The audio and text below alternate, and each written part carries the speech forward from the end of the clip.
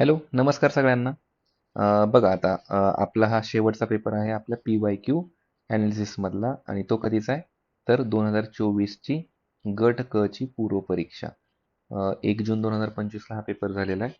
तर यामधले इकॉनॉमिक्सचे प्रश्न आपण बघूया. प्रश्न क्रमांक 21 पासून पुढे प्रश्न आहेत यामध्ये. तर बघा, यामध्ये आपल्याला नक्की प्रश्न कुठले विचारलेत याच्या बाबतीत एकदा जर आपण प्रायोरिटीने बघितलं, तर इथं पहिलाच प्रश्न आहे की काय? महाराष्ट्र सहकारी अधिनियम म्हणजे सहकारी संस्थांच्या बाबतीतलं म्हणजे महाराष्ट्र कोऑपरेटिव्हचा ऍक्ट आहे 1960चा. आता हा ऍक्ट आपण वाचणं अपेक्षित नाहीये पूर्व परीक्षेला, पण बघा काय म्हणलेलं आहे, खालीलपैकी कोणते सहकारी संस्थांचे अंकेशण करण्याचा उद्देश आहे किंवा नाहीये. आता आपल्याला रेफरन्स कुठला दिलाय? ऍक्टचा दिलाय हा रेफरन्स. आणि ह्या ऍक्टनुसार कुठल्या म्हणजे एक प्रकारे कोऑपरेटिव्ह ज्या संस्था आहेत तर त्यांचं जे ऑडिटिंग करतो आपण, तर ऑडिटिंग करण्याचा कुठला रेफरन्स नाही, एक उद्देश नाही इथं असं विचारलेलं आहे. म्हणजे एक प्रकारे हे चार जे विधानं दिले तर हे एक एक पर्पज दिलेत प्रत्येक, आणि कोणतं यातलं उद्देश नाहीये कायद्यानुसारचं असं विचारलं. तर मग आपल्याला कायदा माहिती असला पाहिजे का? तसं पाहिलं तर नाही माहिती पाहिजे. एकदा आपण काय करू की पूर्व परीक्षेचा सिलेबस बघूया. पूर्व परीक्षेचा आपला सिलेबस जर बघितला अर्थव्यवस्थामध्ये, इथं शासकीय अर्थव्यवस्था, अर्थसंकल्प, लेखा आणि लेखा परीक्षण हे आयोगाने आपल्याला क्लिअरली दिलेलं आहे. त्यामुळे लेखा परीक्षण जे ऑडिटिंग आहे किंवा लेखा म्हणजे काय एक प्रकारे अकाउंटिंग आहे, गव्हर्नमेंटचे जे अकाउंट मेंटेन केले जातात आणि ओव्हरऑल संस्थांचे सुद्धा अकाउंट्स असतील, तर त्या बाबतीत आपल्याला प्रश्न विचारणं अपेक्षित आहे. आता त्यानुसार आपल्याला प्रश्नाकडे जायचं. आता बेसिक लक्षात घ्या, ऑडिटिंग करणं म्हणजे एक प्रकारे काय करणं, की त्या संस्थांसाठी जे काय अलोकेशन केलं जाईल, जे काय फंड वगैरे दिला जाईल, ज्या काही गोष्टी नियमानुसार दिल्या जातील, तर त्या परिपूर्ण होत आहेत की नाही, म्हणजे त्या एक प्रकारे एक्झिक्यूट होतंय की नाही हे बघणं महत्वाचं आहे. म्हणजे समजा जर काही 1 कोटी रुपयाचा फंड जर अलोकेट केला असेल पर्टिक्युलर आर्थिक वर्षात, तर त्या संस्थेने त्या फंडचा वापर केलाय की नाही, ज्या ठिकाणी आवश्यक होता तर तिथे केलंय की नाही, ह्या गोष्टींचं क्रॉस चेक केलं जाणार आहे. आता बघा काय म्हणलेलं आहे, सहकारी कायद्यानुसार नोंदणी झालेल्या सहकारी संस्थांनी हिशोबाची सर्व पुस्तके नियमानुसार ठेवली आहेत किंवा नाहीत हे तपासणे. तर हे बेसिक असणारच आहे ना. जर ऑडिट करतोय आपण, तर जो काही खर्च दिलाय तर त्याचा हिशोब ठेवलेला आहे किंवा नाही हे तर बघितलं जाणार आहे. म्हणजे कोणतीही संस्था असू द्या, तर त्या संस्थेने ते मेंटेन, आता जसं कॅगचं काम असतं, तर कॅग बघतोच ना की गव्हर्नमेंटने किती फंड अलोकेट कुठे केलेला आहे, बजेटनुसार कुठे केलाय, तर याच्या बाबतीतला एक लेखाजोखा घेतला जातो. सो इथं हे पहिलं विधान करेक्ट येणार आहे की ते तर नियमानुसार ठेवलंय की नाही हे बघितलं मात्र जाणार आहे. आता आपल्याला काय विचारलंय की कोणता उद्देश नाहीये, सो ऑब्व्हियसली हा पहिला जे विधान आहे ते उद्देश असणार आहे. मग त्यामुळे ऑप्शन्स बघा, ए आणि सी इथं दिलाय, त्यामुळे पर्याय क्रमांक 2 जाईल, पर्याय क्रमांक 4 सुद्धा जाईल फक्त ए. म्हणजे हा उद्देश आहे आणि आपल्याला कोणता उद्देश नाही हे विचारलेलं आहे, हे लक्षात घ्या. मग बघा, एकतर फक्त क येईल किंवा ब क ड येईल. म्हणजे बघा इथं क तर शुअर झाला, दोन्ही ऑप्शन मध्ये क इथं शुअर आहे, म्हणजे क जर आपण वाचला तर बघा, सहकारी संस्थेत गैरव्यवहार आढळल्यास संचालकांना जबाबदार धरून आर्थिक दंड करणे. आता एक लक्षात घ्या, एखादी सहकारी संस्था आणि त्याच्यात गैरव्यवहार आढळला म्हणजे भ्रष्टाचार वगैरे झालाय, तर लगेच संचालकाला दोषी धरायचा आणि त्याला आर्थिक दंड करायचा. तर ही तरतूद कायद्यात तशी नसते. एक लक्षात घ्या, पहिली गोष्ट, भ्रष्टाचार केलाय म्हणजे त्याच्यात काही अटकेची तरतूद असू शकते. भले आपला कायदा माहिती नाही, किंवा संचालकालाच दोषी धरण्यापेक्षा जे जबाबदार व्यक्ती आहे तर त्यांनाही दोषी धरणं आवश्यक आहे. त्यामुळे सरळ सरळ संचालकाला दोषी धरणं आणि त्यांना आर्थिक दंड करणं एक प्रकारे ऑडिटिंगचं काम नसतं. त्यामुळे एक लक्षात घ्या, आपल्याकडे कॅगला कुठलाही काही शिक्षा करण्याचा अधिकार नाहीये. कॅग शिक्षा करू शकत नाही हे लक्षात घ्या. तर कॅगला अधिकार फक्त काय, की योग्यरित्या नियमानुसार कामकाज झाले किंवा नाही झाले हे बघणे आणि त्याचं रिकमेंडेशन करणे. मग शिक्षा देण्याचं काम कोणाचं आहे? समजा जसं कॅगचा रिपोर्ट आपल्याकडे राष्ट्रपतींकडे जातो आणि राष्ट्रपती पार्लमेंटमध्ये मांडतात, मग तसं इथं या संस्थांचा रिपोर्ट वरती काम करणारी अप्पर बॉडी दुसरी असणार आहे. सो इथं आर्थिक दंड करणे हे ऑडिटिंगचं एक प्रकारे काही उद्देश नसतो, हे उघड उघड आहे त्यामध्ये. तर त्यामुळे इथं क तर हा उद्देश नाहीये. आता राहिला प्रश्न ब आणि ड, बघूया आपण. बघा ब मध्ये काय म्हणले, सहकारी संस्थांचे व्यवस्थापन सहकार कायद्याप्रमाणे आणि तत्वानुसार होते किंवा नाहीये. म्हणजे फक्त क्रॉस चेक करायचे की नियमानुसार होतंय किंवा नाहीये. ऑब्व्हियसली हा उद्देश होणार आहे.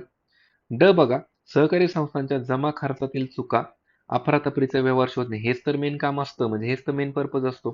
त्यामुळे इथं हे तिन्ही विधानं जे आहेत तर हे काय झाले, पर्पज झाले, उद्देश झाले. आपल्याला उद्देश नाही विचारलेले.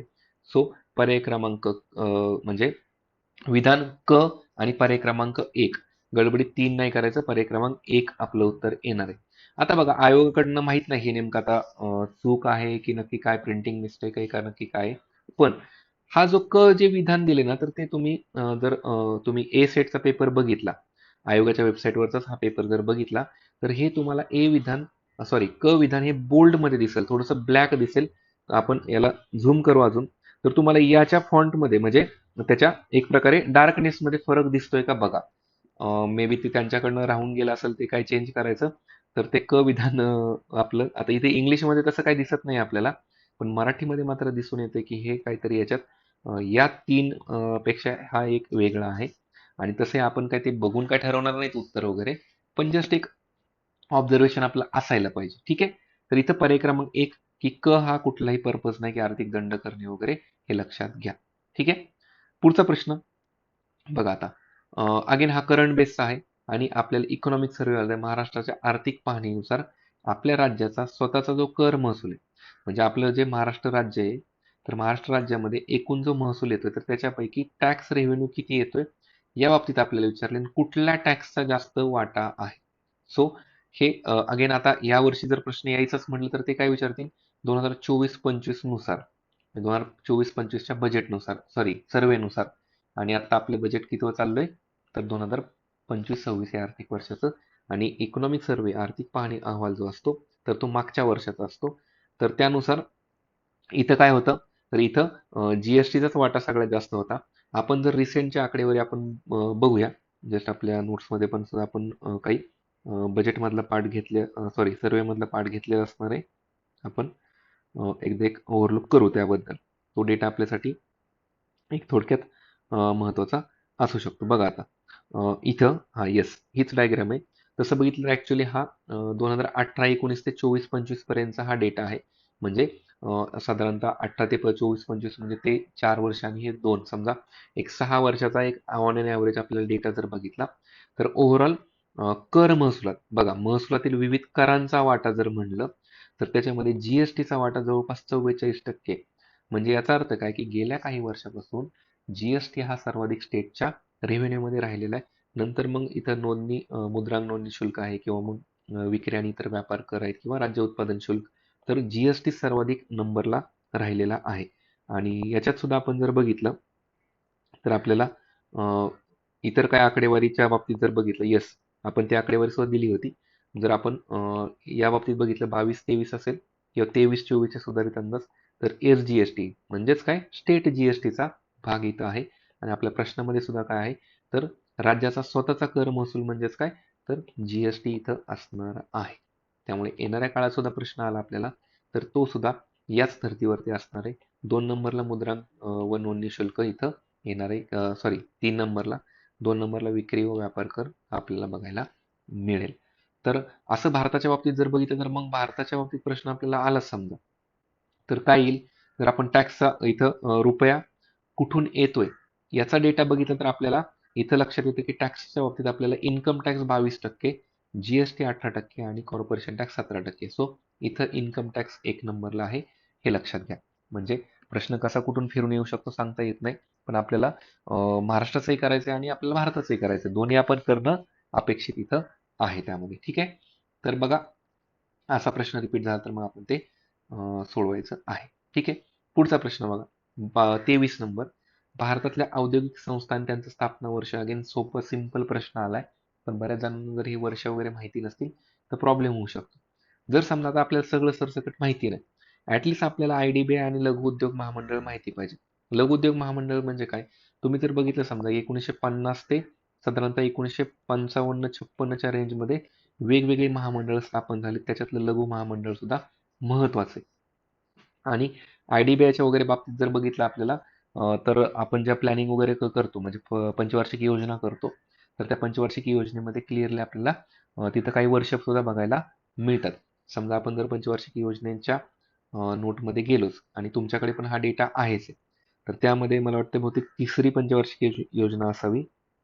येस, तिसरी पंचवार्षिक योजना 1961 ते 66 दरम्यानची. तर याच्यामध्ये क्लिअरली आपल्याला आणि तुमच्याकडे डेटा असेल की इम्पॉर्टंट गोष्टीमध्ये बघितलं तर IDBI बँकेची आणि UTI बँकेची स्थापना इथं आपल्याला झालेली बघायला मिळते 1964. सो IDBIच्या बाबतीत जर आपल्याला म्हणलं तर इथं आपल्याला माहिती पाहिजे की इथं आपल्याला 1964 हे आणि ब वरून जर आपण 1 ला गेलो तर एकच ऑप्शन इथं आपल्याला मिळतो पर्याय क्रमांक 2. सो आपण उत्तरापर्यंत पोहोचतो. म्हणून पुन्हा पुन्हा सांगणं आहे की जसं आता समजा 1955 ची इम्पेरियल बँकेचं रूपांतर आपल्याकडे SBI मध्ये झालंय तर ती गोष्ट आपल्याला माहितीच पाहिजे, पाठच पाहिजे 1955 ला नक्की काय झालेलं. तर असं वन बाय वन आपण जर केलं तर आपल्याला प्रायोरिटीने काही गोष्टी लक्षात येतात. ठीक आहे. त्याचबरोबर बघा आपल्याला अजून यामध्ये काय म्हणता येईल की हे लघु उद्योग महामंडळ जे आहे तर 1955 तर त्याची सुरुवात झालेली आहे. तर इथं मग त्या 1955 सुद्धा आपल्याला इथं 2 ऑप्शन राहतात. तसे आपल्याला इथं 2 ऑप्शन एलिमिनेट करता येतात आणि त्यानंतर मग इथं जर आपण एकावरून जर जोडी जुळत असेल आपली IDBI वरून तर मग इथं IFCI 1948 आणि नंतर मग राष्ट्रीय औद्योगिक विकास महामंडळ 1954. आता यांच्याबद्दल इंडिव्हिज्युअली डिटेल विचारणं वगैरे अगेन ते शक्यता कमी त्याचं विचारणं वगैरे.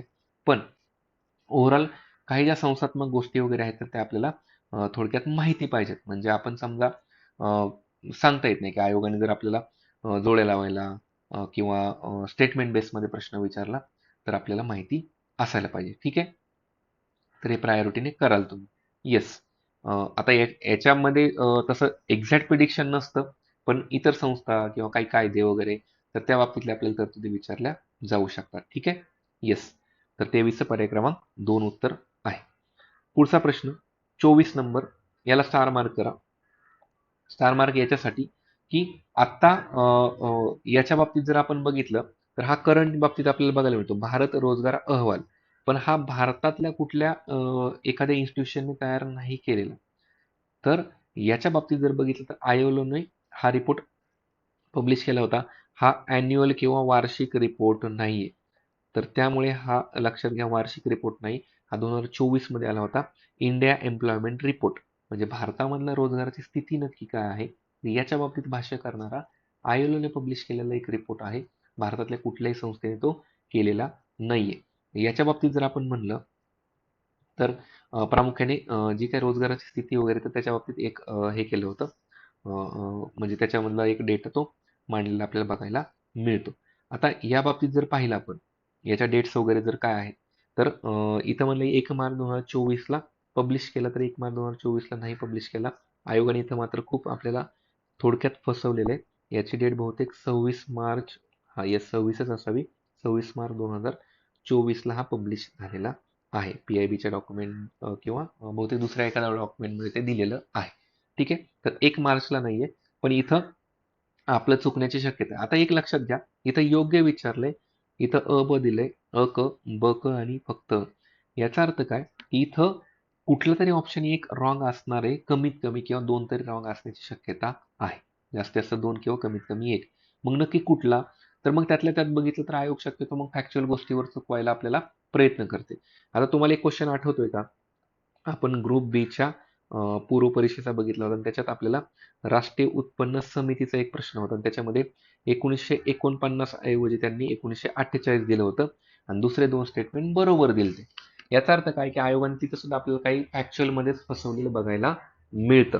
सो इथं काय की हा रिपोर्ट बघा विधान 2 हा अहवाल ILO राष्ट्रीय कामगार संघटना आंतरराष्ट्रीय कामगार संघटना आणि मानव विकासासाठीची म्हणजे ह्युमन डेव्हलपमेंट जी इन्स्टिट्यूट आहे तर त्यांनी एकत्रितरित्या हा काय केलेला आहे तयार केलेला आहे आणि तो पब्लिश केलाय आणि याच्यामध्ये भाष्य काय केलंय की आपल्याकडे जे तंत्रज्ञान बदलते आणि त्याच्यामुळे जी काय आपली बाजारपेठेवर मधली जी अस्थिरता आहे तर त्यावरती त्यांनी काय केलं होतं की प्रकाश टाकलेला होता किंवा त्याच्याबद्दलची आकडेवारी आपल्यासमोर आणलेली होती.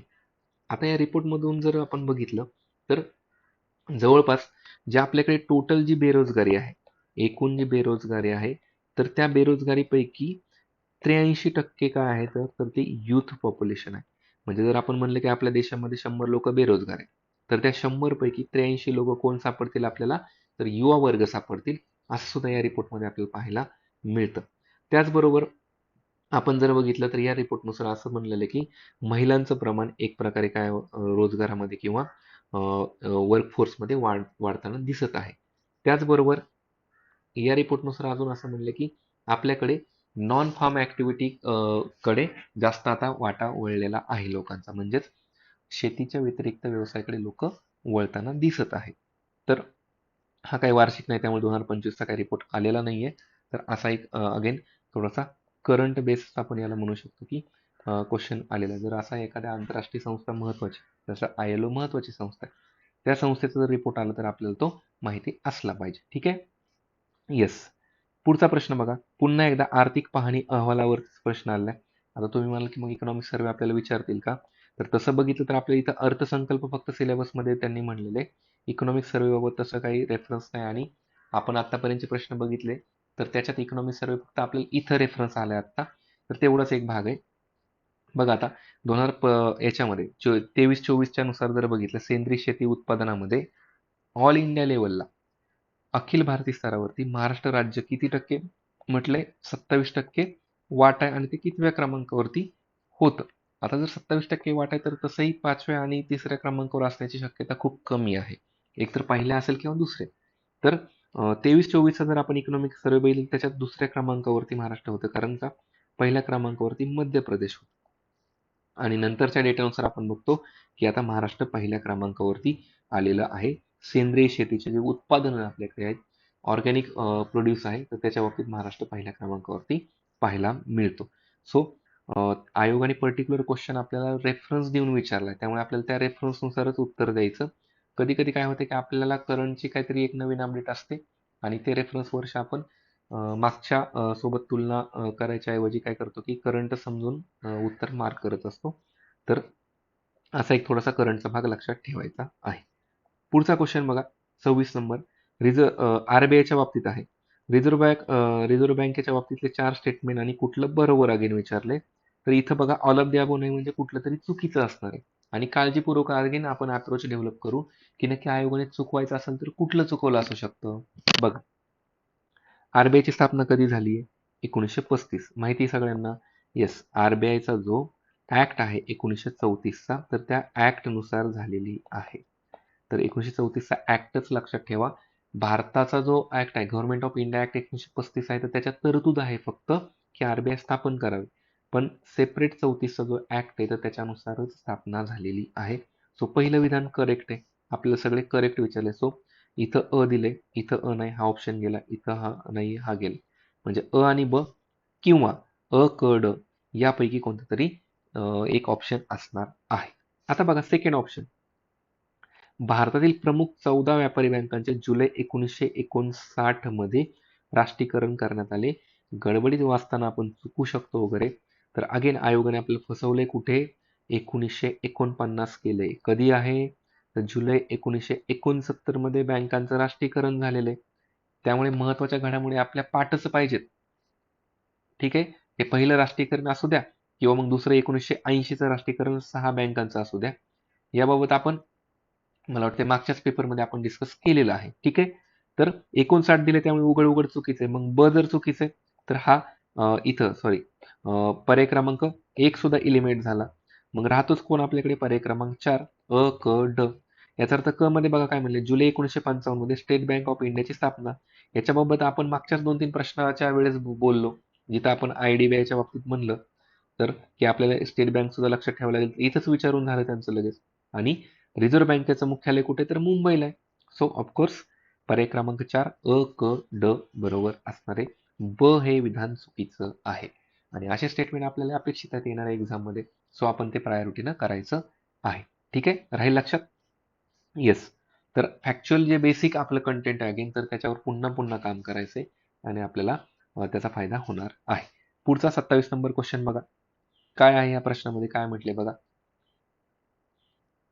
की राष्ट्रीय उत्पन्नाच्या हिशोबासाठी 1993-94 या मूळ वर्षाच्या ऐवजी CSO ने, सेंट्रल स्टॅटिस्टिकल ऑफिस किंवा ऑर्गनायझेशन, कोणतं सुधारित वर्ष वापरण्याचा एक प्रकारे सुरुवात केलेली आहे. आता एक लक्षात घ्या, नॅशनल इन्कम मोजण्यासाठी आपण काय करतो? बेस इयर ठरवतो. बेस इयर का ठरवतो किंवा त्याला आपण काय म्हणतो? तर मूळ वर्ष वगैरे. तर हे का ठरवतो? तर आपल्या मार्केटमध्ये काय होतात? किमतींचे चढ उतार चालू असतात. मग काय होतं की समजा किमती चढ उतार झाले तर खूप सारं फ्लक्च्युएशन येते इकॉनॉमीमध्ये. मग हे फ्लक्च्युएशन कमी करण्यासाठी किंवा एक्झॅक्ट आकडे आपल्याला घेण्यासाठी आपण एखाद्या वर्षाला बेस इयर मानतो, मूळ वर्ष, आणि त्याच्यावरून आपण किमतींची एक प्रकारे पातळी ठरवत असतो. किमती कशा बदलत आहेत वगैरे, किमती कशा वाढल्या, तर याचा अंदाज घेतला जातो. आता एक लक्षात घ्या, प्रश्नात काय म्हणलंय की नॅशनल इन्कम अकाउंटिंगसाठी 1993-94 हे वर्ष होतं. आता त्याच्या ऐवजी कोणतं घेतलं हे लक्षात घ्या.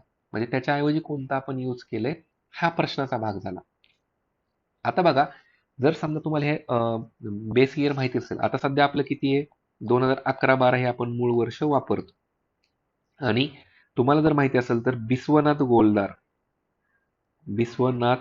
गोलदार समिती, या समितीने 2022-23 हे मूळ वर्ष म्हणजे एक प्रकारे शिफारस केलेली आहे गव्हर्नमेंटला. आणि 2011-12च्या आधी किती होतं, 2004-5 होतं. आता हे जर आपल्याला बेसिक माहिती असेल की सध्या 11-12 आहे, करंटमध्ये आपल्याला 22-23 एका समितीने सुचवले, आणि 11-12च्या आधी 4-5 होतं. मग जर 4-5 आणि 11-12 मध्ये जर डिफरन्स बघितलं तर किती वर्षाचा बघायला मिळतो, कमीत कमी 5-6 वर्षाचा डिफरन्स बघायला मिळतो. याचा अर्थ काय, मूळ वर्षामध्ये आपल्याला काही ना काही डिफरन्स हा जास्त वर्षाचा, 5-6 वर्षाचा बघायला मिळतो. आणि हे कशासाठी करतो आपण, तर ज्या किमती त्या मूळ वर्षाच्या नंतर बऱ्याच वर्षाने बदलू शकतात, तर त्यासाठी नवीन वर्ष आपल्याला कन्सिडर करावं लागतं. आणि त्यामुळे इथं आपण 2004-5 ऐवजी नंतर 11-12 हे ठरवले. आता प्रश्नात काय म्हणले आपल्याला की 1993-94 हे ऑलरेडी आपण यूज केलेलं आहे बेस इयर म्हणून. आता त्याच्याऐवजी नवीन वर्ष कुठलं सुचवलेलं असू शकतं. आता मग आपल्याला इलिमिनेशनने जावं लागेल जर आपल्याला एक्झॅक्ट माहिती नसेल तर. इथं काय बघा, आता 93-94 नंतर लगेच 94-95 वर्ष घेण्याची शक्यता खूप कमी, आणि ते तसंही इमिजिएट वर्ष लगेच घेतलं जात नाही. त्यामुळे हा ऑप्शन गेला. नंतर बघा, मूळ वर्ष कुठलं तरी एकच वर्ष असणार आहे. त्यामुळे इथं पर्याय क्रमांक 3 मध्ये ब आणि क जे दिलेले, पर्याय क्रमांक 3 मध्ये जे ब आणि क दिले, तर हे म्हणजे ब आणि क एकत्रित येणारच नाहीये. म्हणून काय, तर एक तर आपल्याकडे ऑप्शन कुठले उरले आता, एक तर ए गेला म्हणजे हा एक ऑप्शन, एक तर फक्त ब किंवा फक्त क, म्हणजे 97-98 असू शकतं किंवा 2000-2001 असू शकतं. तर ही अगेन पॉसिबिलिटी. आता हा प्रश्न तसाही खूप सोपा पण नाही, पण 50% मध्ये नक्कीच आपण काय केलेलं आहे, इलिमिनेशन केलेलं आहे. आणि मग इथं तुम्ही कॉल घेऊ शकता, एक तर 93-94 नंतर बघितलं 97-98 ही तर 4च वर्षाचा डिफरन्स बघायला मिळतो, आणि 2000-2001 मध्ये साधारणतः मग 6 वर्षाचा डिफरन्स. तर आपण थोड्याशा मॅक्स डिफरन्सला जायला काही हरकत नाहीये. सो इथं जर आपण ड बघितला तर ड ऑप्शन मग कुठेही उत्तरात नाहीये. म्हणजे थोडक्यात काय, आपण जर मॅक्स डिफरन्सला जायचं म्हणलं तरी पण ऑप्शन नाहीये. म्हणजे ड ऑप्शन तुम्हाला इथं दिलाच नाहीये कुठे, क ब अ, म्हणजे हा सुद्धा ऑप्शन तसाही येणार नाही. मग उरलं कोण, तसंही मग इथं एकतर फक्त क किंवा ब. आणि मग त्याच्यात मध्ये जर आपण बघितलं, परत इथं आपण मॅक्झिममचा विचार करू की 1999-2000, मग इथं आपल्या साधारणतः 6 वर्षे, बहुतेक इथं 7 वर्ष म्हणायचं होतं, आणि इथं 4 वर्ष.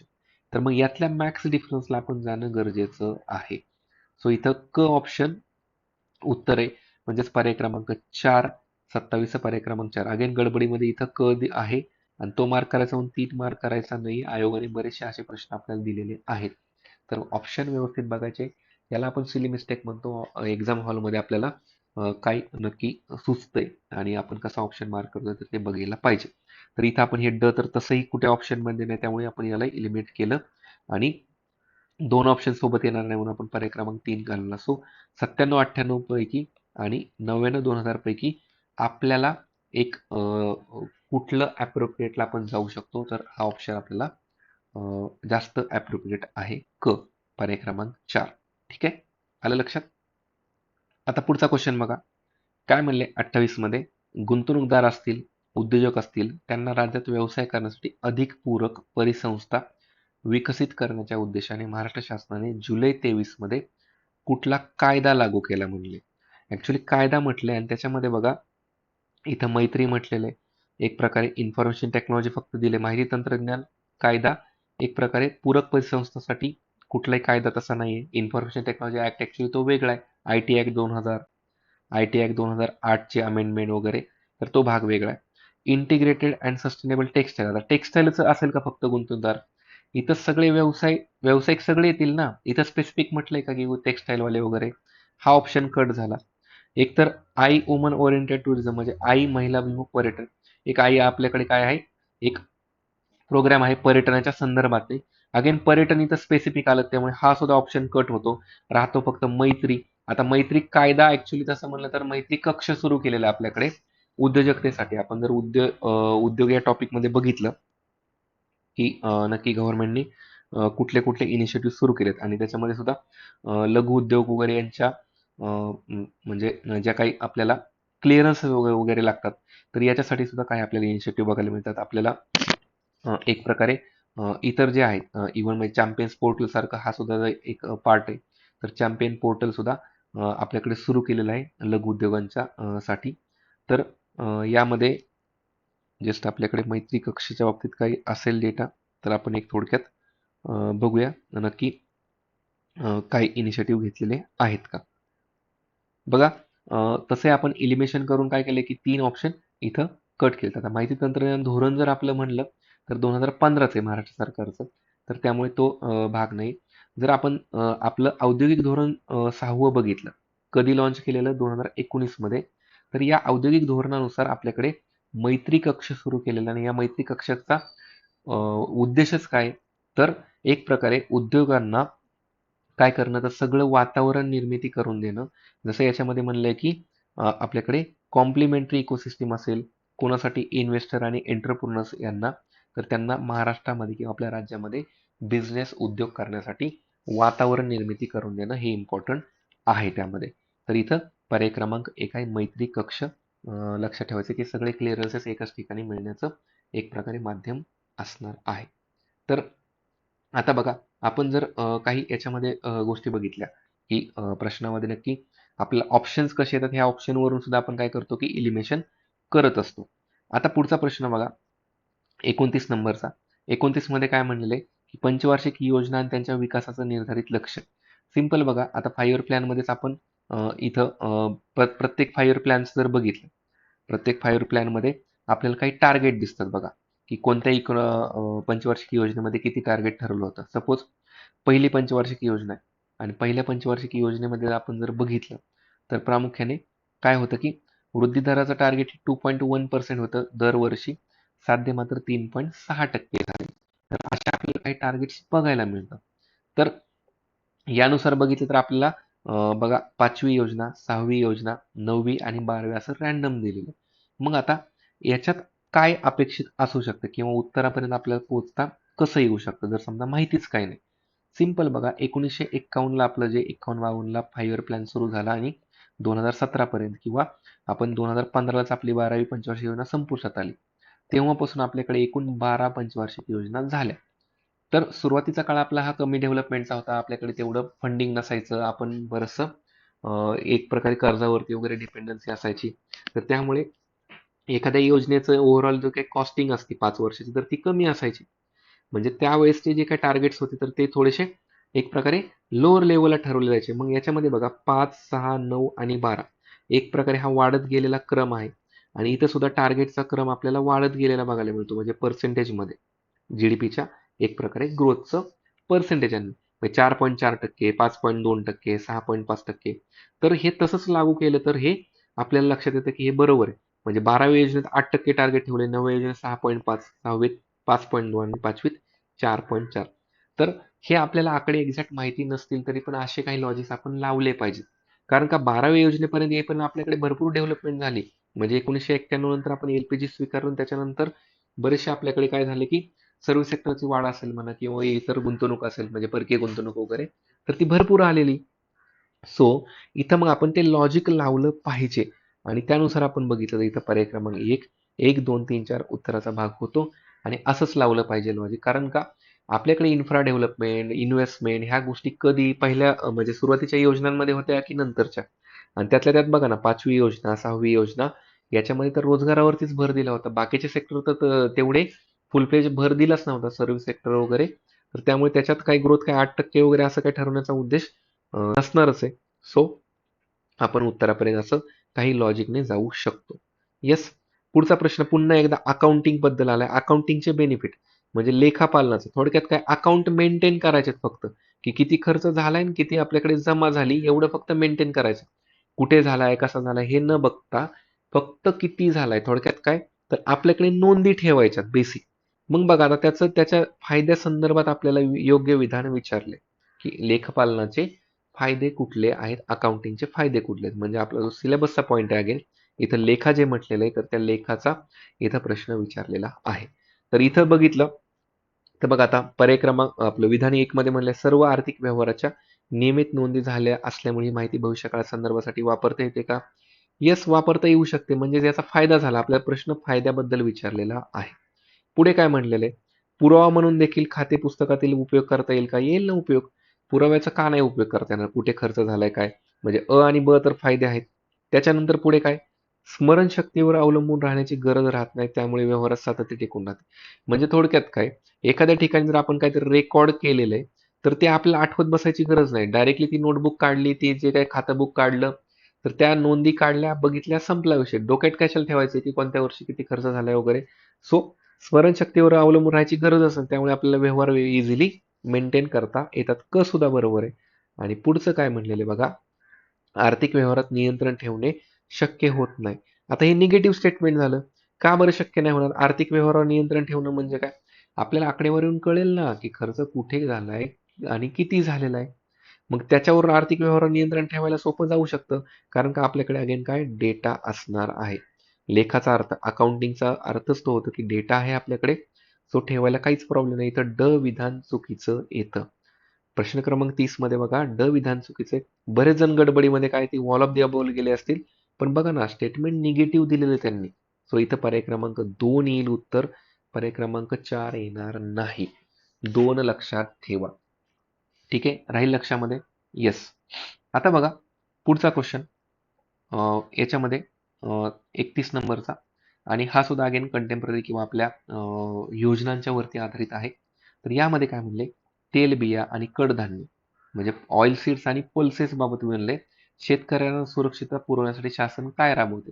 म्हणजे एक प्रकारे शेतकऱ्यांना MSP मधनं किंवा एक प्रकारे शेतकऱ्यांना जे उत्पन्न आहे तर ते उत्पन्न दुप्पट मिळावं, दुप्पट व्हावं याच्या उद्देशाने ज्या वेगवेगळे इनिशिएटिव्ह सुरू केले तर त्यातला एक भाग म्हणजे तेलबिया कडधान्याला सुद्धा योग्य भाव मिळाला पाहिजे याच्यासाठीचं इनिशिएटिव्ह बघायला मिळतं. तर बघा आता उत्पादक शेतकऱ्यांना सुरक्षित आणि पर्टिक्युलरली कुठल्या तरी घटकाला म्हणले, त्यामुळे पर्टिक्युलर कुठला घटक असेल तर प्रश्न विधानात जे आपल्याला दिले पर्यायामध्ये मुख्यमंत्री शाश्वत कृषी सिंचन. आता कृषी सिंचन फक्त कडधान्य आणि तेलबियालाच केलं जातं का?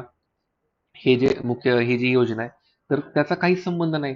ओव्हरऑल सगळ्या पिकांचा समावेश होईल ना त्याच्यामध्ये. तर तो भाग गेला. नंतर काय किसान क्रेडिट कार्ड बघा 3 नंबर मध्ये. अगेन किसान क्रेडिट कार्ड हे इनपुटसाठी दिलं जातं म्हणजे खते वगैरे खरेदी करण्यासाठी, आणि ओव्हरऑल सगळ्या पिकांसाठी दिलं जातं. म्हणजे थोडक्यात काय किसान क्रेडिट कार्डच्या माध्यमातून लघु मुदतीचे कर्ज दिले जातात प्लस दीर्घ सुद्धा दिली जातात. तर त्यामुळे किसान क्रेडिट कार्ड हे अगेन सगळ्यांसाठी, फक्त तेलबिया वगैरे कडधान्य याच्यासाठी नाहीये. आणि पोषण मिशनचा तसाही संबंध नाही. पोषण म्हणजे एक प्रकारे न्यूट्रिशन वाढवण्यासाठीचं मिशन आहे, महिलांमधलं, बालकांमधलं किंवा ओव्हरऑल लोकांमधलं. मग राहतो काय ऑप्शन पर्याय क्रमांक 2. आणि 2 मध्ये काय म्हणले, प्रधानमंत्री अन्नदाता आय संरक्षण अभियान. सो प्रधानमंत्री अन्नदाता आय संरक्षण, आय म्हणजेच एक प्रकारे काय आहे तर हा एक हिंदी शब्द आहे. आय म्हणजेच इन्कम होय, ज्याला आपण काय म्हणतो आयकर म्हणतो ना, इन्कम टॅक्स. तर त्यातला हा आय आहे इन्कम. म्हणजे शेतकऱ्यांचं इन्कम सुरक्षित करण्यासाठी एक प्रकारे ही तेलबिया कडधान्यासाठी प्रधानमंत्री अन्नदाता आय संरक्षण अभियान सुरू केलेलं आहे. यालाच एक प्रकारे काय म्हणतो तर पीएम आशा म्हटलं जातं. पीएम आशा योजना लक्षात घ्या. तर पीएम आशाबद्दल आपल्याला इथं विचारलेलं आणि सरळ सरळ हा इलिमिनेशनने उत्तरापर्यंत पोहोचणारा प्रश्न होता, त्यामुळे त्याच्यात काही डिफिकल्ट एवढं नाहीये. येस. पुढचा प्रश्न 32 नंबर बघा. 32 मध्ये मात्र थोडंसं किचकट केलंय आयोगाने. 24-25चा बजेट बघितलाय, विचारले. आता सध्या बजेट किती चालू आहे 2025-26 चालू आहे. मग त्याच्यात सुद्धा सेम प्रश्न विचारला तर प्रश्न बघा, अर्थसंकल्पातील प्रमुख बाबीच्या खर्चांच्या संदर्भात विधानं दिली. म्हणजे काय म्हणले, शिक्षणावरील खर्चापेक्षा ऊर्जेचा खर्च जास्त आहे. म्हणजे आपण जर बघितलंच की जर इथं आपण लिहिलं समजा ऊर्जा टॉपला आहे, त्याच्यानंतर कोण येईल समजा शिक्षण म्हणले पहिल्या विधानानुसार, आणि सेकंड विधानात काय म्हणले, शिक्षणावरील खर्चापेक्षा आरोग्यावरील खर्च कमी, म्हणजे इथं आरोग्य घ्या. मग हा जर आपण सिक्वेन्स लावला तर तो या वाक्यानुसार काय होतो की हा सिक्वेन्स इथं आपल्याला दिसतो. मग आता यातलं कुठलं बरोबर आहे आणि कुठलं चूक आहे, तर यामध्ये बघा प्रामुख्याने जर शिक्षणावरील खर्चापेक्षा ऊर्जेवरील खर्च जास्त आहे किंवा नाहीये हे आपल्याला आता माहिती असलंच पाहिजे. एक्झॅक्ट तुम्हाला कोटींमधले जे आकडे असतात ना, की किती कोटी रुपये वगैरे कुठल्या डिपार्टमेंटला दिले, कुठल्या मिनिस्ट्रीला दिले, हे जरी माहिती नसेल तर ऍटलिस्ट कोण कमी जास्त हे थोडक्यात माहिती असायला पाहिजे. यामध्ये बघा शिक्षणावरील खर्च आणि आरोग्यावरील खर्चाचं जर तुलना केली तर शिक्षणावरचा खर्च काय आहे तर तो जास्त आहे आरोग्यापेक्षा. आणि ऊर्जेचा जर विचार केला तर त्याच्यामध्ये जर बघितलं तर ऊर्जेचा हा खर्च काय आहे तर थोडा कमी आपल्याला बघायला मिळतो. त्यामुळे इथं काय तर पर्याय क्रमांक 2 उतरेल, फक्त ब योग्य आहे. पण हे जर आपण क्रॉस चेक करायला गेलो आपल्या भारताच्याच बजेटमध्ये इथं क्लिअरली दिलं आहे, आपल्याला मिनिस्ट्री वाईज खर्च इथं वाटून दिलेला आहे. आणि मिनिस्ट्री वाईज जेव्हा आपण खर्च इथं बघतो तर सगळ्यात जास्त खर्च हा डिफेन्स सेक्टरला दिलेला आहे एक्सपेंडिचर, नंतर रुरल मिनिस्ट्री, होम अफेअर्स आहे, नंतर एज्युकेशन. मग बघा आता हेल्थपेक्षा एज्युकेशनला वरती खर्च आहे, म्हणजे जास्त खर्च दिलेला आहे. आणि एनर्जी सेक्टर हा अगेन खूप कमी आहे. एनर्जी सेक्टर तर हेल्थपेक्षा पण कमी आहे. याचा अर्थच काय, इथं पहिल्या याच्यामध्ये जे म्हणलेले काय, हे जे पहिलं विधान दिलेलं आहे तर शिक्षणावर खर्चापेक्षा ऊर्जेवरील खर्च जास्त आहे का, म्हणजे आपण आता बजेट बघताना 25-26 बघितलं, पण 24-25 मध्ये सुद्धा बघितलं तर ऊर्जेवरचा खर्च हा कमीच असणार आहे, जास्त नाही. आपण आत्ता जे बघितलं हे लक्षात घ्या, हा जो डेटा आहे तर हा कधीचा डेटा आहे, तर तुम्हाला जे एक फाईल आपण शेअर केली आणि त्याचा व्हिडिओ लेक्चर सुद्धा आपल्या युट्यूब चॅनलला आपण दिलेलं आहे. तर हे जे 25-26 आपलं बजेट आहे तर त्याच्यानुसार आपण डेटा घेतला आहे, फेब्रुवारी 25 मध्ये आलेलं. सांगता येत नाही, I1 जर परत तशा टाईपचे प्रश्न फ्रेम केले तर मग आपल्याला ते माहिती असायला पाहिजे. येस. पुढचा प्रश्न बघा. आता याच्याबद्दल आपण बऱ्याच वेळा बोललो, भारतातील लेखा आणि लेखा परीक्षणाची सर्वोच्च संस्था कोण आहे, आपल्याला माहिती कॅग आहे, भारताचे नियंत्रक आणि महालेखा परीक्षक. CAG आर्टिकल 148 याच्यानुसार स्थापना, आर्टिकल 151 नुसार राष्ट्रपती किंवा राज्यपालांना रिपोर्ट देतात. हे लक्षात घ्या. कॅग बद्दल आपल्याला जनरल तरी माहिती पाहिजे आणि ते प्रश्न आपल्याला अगेन एक अपेक्षित आहे. आता बघा इथं प्रश्न, मृत्यूदर कमी होण्याची कारणे. आपण एक प्रश्न बघितला होता की लोकसंख्या विस्फोट होण्याची कुठलं कारण नाही विचारलं होतं आपल्याला, आणि बहुतेक त्याच्यात आपण राहणीमानाचा ऑप्शन कट केला होता, कारण राहणीमानामुळे विस्फोट होत नाही, म्हणजेच लोकसंख्या वाढत नाही तर ती कमी होते एक प्रकारे. मग इथं काय विचारलंय की मृत्यूदर कमी कशामुळे होऊ शकतो, की लोकांचं आरोग्य सुधारलं, म्हणजेच महामारीवर नियंत्रण आलं तर लोक कमी मृत्यू पावतील, म्हणजे हे कारण होऊ शकतं मृत्यूदर कमी होण्याचं. मलेरिया आणि क्षयरोगाच्या घटनात घट झाली, म्हणजेच अगेन याचे पेशंट कमी झाले, म्हणजे त्यांचे मृत्यू होणारे कमी झाले. आणि ब तर काय होणार आहे की हे मृत्यू कमी होण्याचं कारण आहे.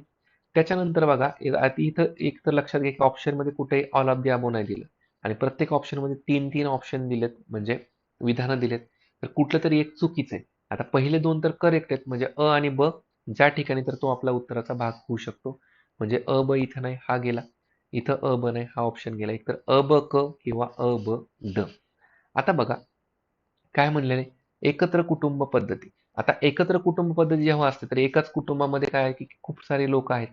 मग खूप सारे लोक आहेत, मग त्यामुळे काय होणार आहे की लोकसंख्या विस्फोटाला कारण होणार आहे.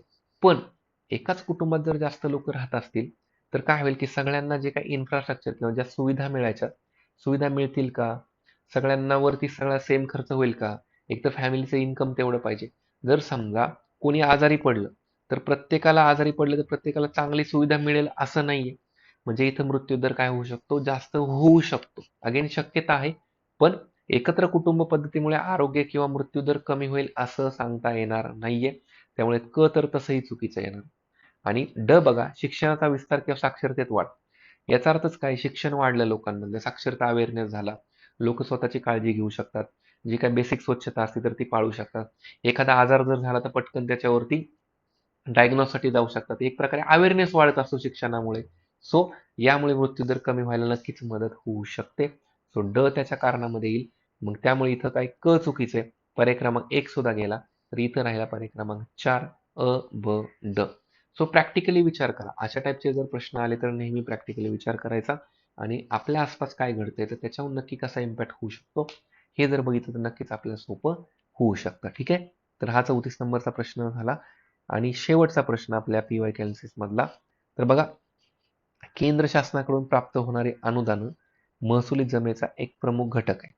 म्हणजे कोणाच्या बाबतीत म्हणलं इथं, तर राज्याच्या बाबतीत ऍक्च्युली बोलायचं असेल की राज्याला एक प्रकारे जर काय असेल तर अनुदान मिळते.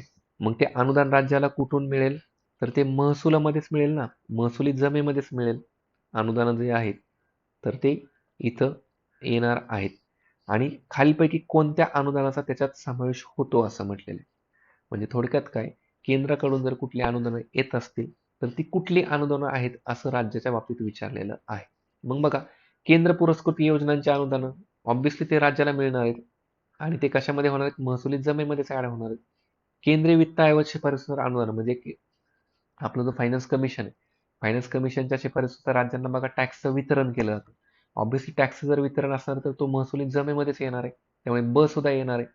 घटनात्मक तरतुदीनुसार अनुदान म्हणजे जर समजा घटनेमधल्या तरतुदीनुसार एखाद्या राज्याला काही अनुदान दिलंय तर ते सुद्धा अनुदान ऑब्व्हियसली महसुली जमेमध्येच येणार आहे, भांडवली जमेमध्ये येणार नाहीये. आणि त्याच्यानंतर काय म्हटलेलं आहे, तर इतर अनुदान. आता इतर अनुदान म्हणजे शेवटी ते अदर ग्रँट म्हणजे ग्रँटच आहे. जर आपण एकदा चार्ट बघितला असतो आपल्या याच्यामध्ये वित्तीय याच्यामध्ये खर्चाच्या बाबतीत जर बघितलं आपण बजेटमध्ये, तर इथं जे अनुदानं दिली जातात वेगवेगळी, तर ते महसुली खर्चाचाच भाग असतो. किंवा एक प्रकारे कुठल्या योजनेमधून जर अनुदान दिलं असेल तर तो सुद्धा त्याचा भाग होणार आहे. म्हणजे भले केंद्राने राज्याला देऊ द्या किंवा केंद्राला सुद्धा कुठले अनुदान मिळू द्या, पण इथं अनुदान जे आहे एक प्रकारे काय म्हणतो की डिफरंट ग्रँट सुद्धा इथं येतील. त्यामुळे इथं ऑदर ग्रँट हा जो एक विधान दिलेलं आहे तर ते सुद्धा उत्तराचा भाग होऊ शकतं. सो इथं पर्याय क्रमांक 4 अ, ब, क, ड ऑल ऑफ द अबो इथं ऑप्शन होणार आहे. अगेन प्रश्न अवघड नाहीये तेवढा, फक्त आपला प्रेझेन्स ऑफ माइंड सेन्स तिथं ठेवायचा जागेवरती आणि आपण प्रश्न अटेम्प्ट करायचा आहे. तर बघा, ग्रुप बी चा पेपर तर ग्रुप सी च्या तुलनेत सोपाच होता बऱ्यापैकी. इथं फक्त काही क्वेश्चन थोडेसे टफ वाटू शकतात. जसं की समजा आता इथं ह्या राष्ट्रीय उत्पन्नाचं वर्षाच्या बाबतीत कन्फ्युजन थोडंफार होऊ शकतं. किंवा ह्या रोजगार अहवालाच्या बाबतीत एक थोडंसं कन्फ्युजन वाटू शकतं. असे एक 2-3 प्रश्न जर सोडले समजा, तर बाकी हा पेपर अगेन ओव्हरऑल सोपा होता. तर तुम्ही येणाऱ्या काळामध्ये आपली जी ग्रुप बी ची पूर्वपरीक्षा असेल, ग्रुप बी ची पूर्वपरीक्षा आणि ग्रुप सी ची पूर्वपरीक्षा याला नक्कीच चांगल्या पद्धतीने सामोरे जाल. आपण टोटल 8 पेपर बघितले, 8 पेपरचे 120 क्वेश्चन डिस्कस केले. त्याच्यावरून काही डेटा आपण थोडासा ॲडिशन केला, काही ठिकाणी आपण अप्रोच बद्दल बोललो आणि काही ठिकाणी महत्त्वाचं काय की एलिमिनेशन कसं आपल्याला करता येईल आणि त्याच्याच मध्ये मग आपल्याला ओव्हरऑल आपला येणाऱ्या पेपरला आपण अटेम्प्ट कसं करणार ते याबद्दल आपण बोललेलो आहोत. तर येणाऱ्या एक्झामसाठी तुम्हाला खूप साऱ्या शुभेच्छा. कुठलीही अडचण असेल, काही असेल तर नक्की विचारा. त्याबद्दल आपल्याला बोलता येईलच. तर पेपर वगैरे व्यवस्थित द्या, टाईमचं मॅनेजमेंट करा प्रॉपर. तुम्हाला नक्कीच चांगले मार्क येतील. आपण पुढच्या मेन्सच्या वगैरे फेजमध्ये वेगवेगळ्या टप्प्यावरती नक्कीच भेटूया. तूर्तास इथं थांबत आहे. तुम्हाला खूप साऱ्या शुभेच्छा. थँक्यू.